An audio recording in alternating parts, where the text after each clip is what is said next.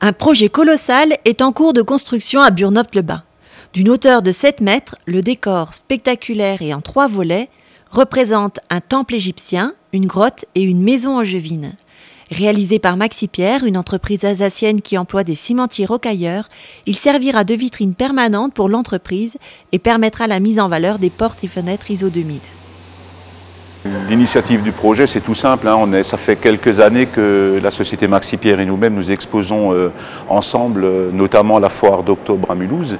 Et c'est vrai que souvent, ce qui me faisait un peu de peine, c'est quand je voyais Maxi Pierre qui travaillait pratiquement pendant 10-12 jours sur leur stand et qu'après le dernier jour, ils détruisaient tout à la masse, quoi.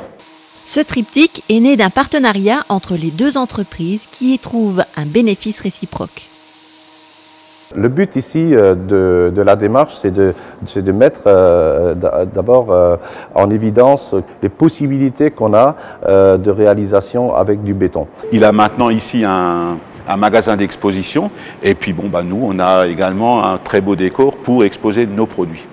Ce chantier a nécessité 30 tonnes de mortier, 700 kg de ferraille et plus de 4 semaines de travail. Le principe du travail, c'est de projeter des mortiers sur des supports existants ou sur des supports inexistants qu'on soude avec des treillis métalliques.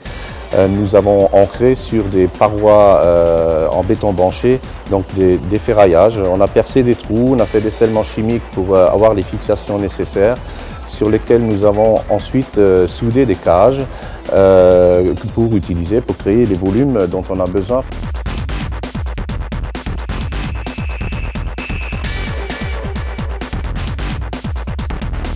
Ensuite, sur ces supports-là, on va appliquer justement les bétons qu'on va sculpter manuellement sur place. C'est un métier qui date du début du 19e siècle. C'est le métier du cimentier rocailleur. En fait, le métier est né quand on a découvert le ciment, tout simplement. C'est d'abord une passion. Maxi Pierre, d'ailleurs, est composé essentiellement de maîtres beaux-arts et qui se sont spécialisés justement dans la sculpture sur béton. C'est-à-dire transformer des matières premières dans une forme rocher, dans une forme pierre ou pourquoi pas une statue égyptienne qui fait 5 mètres de haut. Du ciment à la pierre ou du ciment au bois, il n'y a qu'un coup de truelle. Rien d'impossible pour ces artisans qui parviennent, grâce à différents pigments et un certain doigté, à transformer la matière. Alors, le métier, dans le temps, était essentiellement réservé aux professionnels du type parc d'attractions, les zoos, les grandes chaînes hôtelières. Beaucoup de gens sur le secteur particulier étaient intéressés aussi par ce type de travail parce que le métier amenait d'autres possibilités de décoration sur les murets de jardin, les sous-bassements de maisons, pourquoi pas des façades complètes, des encadrements de fenêtres, des chaînages d'angles. J'ai décidé de mettre donc ce métier à la portée de tout le monde.